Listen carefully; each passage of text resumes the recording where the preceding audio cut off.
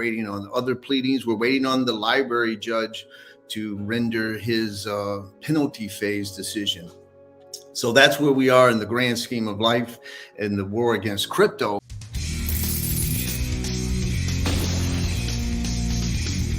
In today's video, Attorney John Deaton discussed the latest with the SEC Ripple XRP lawsuit, the recent summary judgments from Ripple and the SEC, and what's next for the procedural process, likelihood of a settlement soon.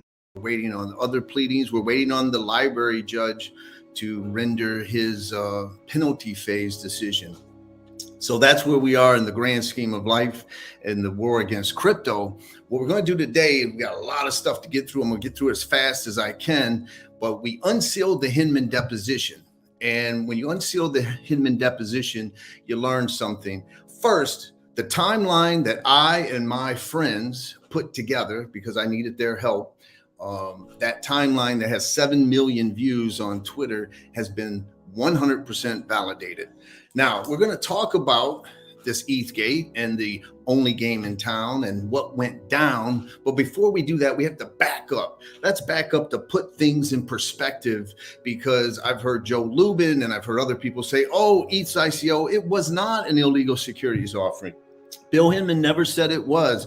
There's multiple times when he said that. So I want to first put that in perspective, and then we're going to speed through a lot of evidence, a lot of things. Stay tuned. It's going to be for fun. So let's kick off with someone that I've spoken to. Seems like a decent guy as far as dealing with me. I know he's had some issues. The government dismissed the case against him, but he called himself the Ethereum ICO architect. That's attorney Stephen Nayeroff. Then after he said that, he said, and it was, and everybody concedes that. Now, Mr. Lubin says, oh, no, it wasn't, as I said. But let's talk about what his thoughts were before that free pass was given. So let's look and see what Mr. Lubin said. He wrote that he believed at one point in time he may get arrested and tackled on the tarmac of JFK. Okay, that's a direct quote from Mr. Lubin. Now, it wasn't just him, but there was another co-founder called Chetrit. Look what he said. There was a real possibility they would end up in jail, and he left the project because of that. But anyway, so that's the ICO in perspective. Now, we know that Vitalik and the Ethereum co-founders went forward. They did their ICO, first 2,000 ETH for every Bitcoin, and then it got reduced. And when it comes down to it, the ETH ICO came out to be about 30 cents, basically 31 cents. I think we have it right there. That's what the ICO was. Now, we don't know who bought the ICO, right? We have the disguised whales. We have the video on crypto law, .us, which talks about how you have if you want to put $3 million or several $1 million in the ETH ICO, there could be multiple email addresses, and so that you could, quote unquote, disguise who in fact did it. So we never found out how much ETH Mr. Lubin and other founders, co-founders bought, but there was an article in Cointelegraph. And Cointelegraph said that there was basically reports that Lubin and another co-founder could have funded 95% of the Ethereum ICO that raised ultimately $18 million. Okay, so that's the ICO in perspective. Now let's fast forward, because that ICO was 2014. Let's fast forward 3 years where a guy named Clayton was appointed to be SEC chair, and let's see what he had to say about. He was conflicted, right? Rolling Stone called Clayton the most conflicted SEC chairman in the history of the SEC. Now, it sickened me to actually play anything with Elizabeth Warren, but that is in fact a point. And we've got to get a point in our country where a decision of who you hire as a lawyer doesn't dictate your regulatory path. We've got to do something about that. Do you realize how sad it is? I've said before, if I'm Stuart Alderodi and I'm the general counsel of Ripple, I'm going to scratch my head and say, damn, I wish when Chairman Clayton got appointed, I should have just hired Sullivan and Cromwell to do some shit for Ripple, do some legal fees, do something, because that would have caused Clayton from voting to enforce an enforcement action against Ripple. And Fox Business reported it was a 3-2 vote, right? With Clayton going with the Democrats against Elad Roisman and Hester Pierce.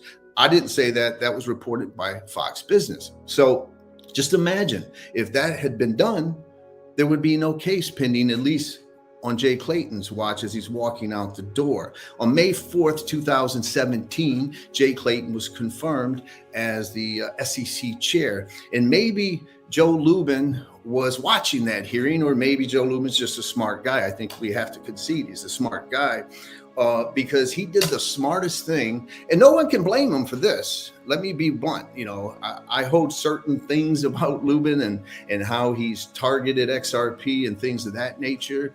I think he took the regulatory pass. He could have taken it with more grace and all that, but no one can fault the man for being smart and then hiring Sullivan and Cromwell, because that's what he did. Within 60 days of SEC Chairman Clayton's confirmation, Joe Lubin on Consensys hired a lawyer, Patrick, let me get his name right, Patrick Baraducci, to be his deputy general counsel at Consensys, hired several other lawyers who were partners from Sullivan and Cromwell, but then also hired Sullivan and Cromwell to represent Consensys itself.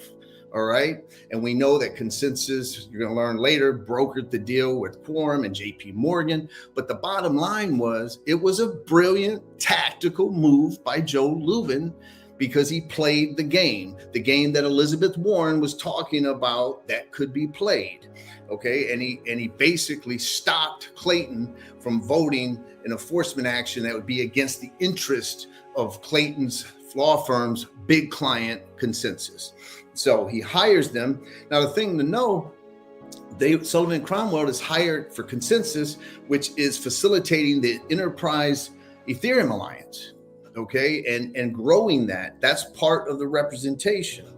And so that's how it begins. November 30th of 2017, Joe Lubin announces and Consensys announced the Brooklyn Project. And guess who is picked to be co-director of the Brooklyn Project? Yes, the deputy general counsel that was hired from Sullivan Cromwell. So basically one of Jay Clayton's partners was hired to be co-director and deputy general counsel. So what's that lead to? Now, some would argue that that gets you access, right? Because now the law firm, remember, Jay Clayton still did work after the SEC for Sullivan and Cromwell. All right. He led an entire division. What it arguably gives you is access to the regulator. And that's, in fact, what happened, because on December 13th, 2017, Bill Hinman met with Joe Lubin and Consensys at the SEC. That was in the timeline I put out, and that's been confirmed in the deposition. The Ripple lawyers asked, are you familiar with something known as Enterprise Ethereum Alliance? Go to page 42.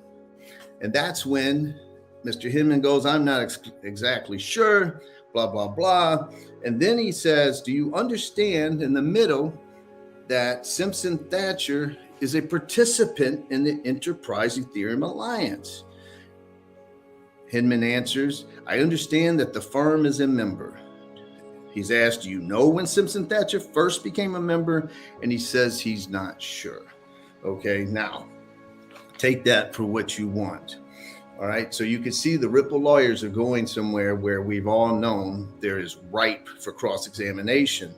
Now, if you go to page 152, you will see that they didn't black out Consensys at the top. And obviously, we can all tell basically whose name has been blocked out. He's asked, and you knew that arguably Joe Lubin was found, or Consensys was founded by Joe Lubin, correct? You know, again, you can say I'm speculating, but that's what we believe is most likely the case. And then it goes on and he talks about the founder. I'm not sure Consensys' relationship with the Ethereum Foundation, all of those things, right? And then we get to page 155. No, go to 154, where they ask him about are you aware that Joe Lubin is also the co-founder of Ethereum? They ask him, are you aware that it's been reports at the bottom that Mr. Lubin is worth over $1 billion? All right. Now, on page 155, this is interesting because the lawyer in the middle of Ripple says you had numerous occasions to talk to Consensys and Lubin. And you see the answer. Well, I'm not sure I would agree with numerous. And then you go down one more question, and what does it say? I would say probably 4 to 5 meetings. Okay, that's access, people. 4 to 5 meetings between that December 13th meeting and June 8th, 2018, just 1 week before the infamous speech. Okay, finally, I want to turn to page 157, and you see it's interesting here. In the middle of the page, it's asked, did you have any communications with Chairman Clayton about any of your communications with anyone affiliated with Consensys? And his answer is yes. How many times? Once or twice. So let's just ask ourselves, why is the chairman asking about follow-ups on these meetings that Bill Hinman is having with Consensys and Joe Lubin? It's because his firm is their client, and he's making sure he did his firm a solid, or whatever you want to say. The bottom line is you can't argue that that is extraordinary amount of access to the regulator. Okay, now the depo goes on. I'm not going to show all the pages, but it goes on to talk about they wanted to find out about basically emails between SEC and Consensys and Lubin. Those are the same emails that Empower Oversight, an independent entity that has nothing to do with the XRP army, has nothing to do with crypto, said, we want to see those emails. We want to make sure that there's ethical governing in our government. And the SEC refuses to turn over those documents. Okay, let's go to page 165. And that's where you could see the Ripple lawyers at the bottom are talking about Sullivan and Cromwell and the representation, and that he knew that they were representing Consensys. One thing it's hard for me to believe in all these meetings, right? These preliminary meetings, that December 13th meeting, if you go to page 168, Bill Hinman is asked whether or not ETH came up. It's asked, did anyone from Consensys at the meeting ask you or any member of the Division of Corporate Finance to make a determination that Ether was not a security? No. Did the topic come up at that meeting? No. Now, that's interesting to me because Bill Hinman in this deposition claims that this discussion was about some ECR20 token that they were promoting or wanting to promote. And in fact, if it's an ECR20 token on the Ethereum blockchain, you're telling me that Ether didn't come up at all? No. Is it possible? Sure. But when you read this deposition and you determine Mr. Hinman's credibility, it's going to make you question it more. So that's the meeting on December 13th, 2017. The very next day, Matt Corva, who is the general counsel of Consensys, publicly states that they're building an alliance with regulators, right? I don't blame them for saying that. They had just met the night before. And he's saying, hey, we're working with regulators. We're trying to get clarity. No one can blame them for that. Okay, I don't care what your position is. At that point in time, Brad Garlinghouse wanted clarity. ETH people wanted clarity. The whole damn market wanted clarity. All right, now we fast forward to January, the next month, January 25th, Jay Clayton, this is 2018, Jay Clayton gives a speech. And in this speech is Chris Dixon from A16Z and others. Jay Clayton walks over to Mr. Dixon and says to him, because they're wanting clarity, right? Says, I tell you what, Chris, get together a small working group and put together a memo and send it to Bill Hinman, and we'll consider what you have to say. Now, I got blocked by Chris Dixon because all I did was simply tell you what I just said. And I also said, apparently Ripple wasn't invited to that small working group of people, of venture capitalists. That was A16Z. Okay, now, what does Chris Dixon at A16Z do? Well, he's going to call a lawyer that has been A16Z's lawyer from day one in crypto, an attorney called Lowell Ness from Perkins Coie. By the way, Perkins Coie is a member of the Enterprise Ethereum Alliance. Sullivan and Cromwell is representing Consensys and promoting the Enterprise Ethereum Alliance. Okay, now that's Lowell Ness. So what does Lowell Ness do? He starts writing that memo, and he meets with a couple other attorneys and law firms. And by this time, we're in the beginning of 2018. And this is when Brad Garlinghouse is out there publicly talking about how Ripple and XRP is going to replace SWIFT. So XRP starting to gain momentum. They're talking about ODL, et cetera, et cetera. Let's go to March 26th. And there is the Perkins Coie memo. So those lawyers, that working group, did exactly what Jay Clayton told them to do. And you see it's directed there to William Hinman and Valerie S. and Amy Starr. And it's written by Lowell Ness. 2 days later, after this memo is sent, Bill Hinman meets with these venture capitalists that wrote the memo. And they bring with him this lengthy memo, but they also send him a safe harbor proposal. And of course, because Sullivan Cromwell represents Consensys and Perkins Coie is a member of the Enterprise Ethereum Alliance, if you look at the membership, what it says is the promotion of exclusively enterprise solutions on the Ethereum blockchain. So it should not surprise you that the only token listed in the safe harbor is Ethereum.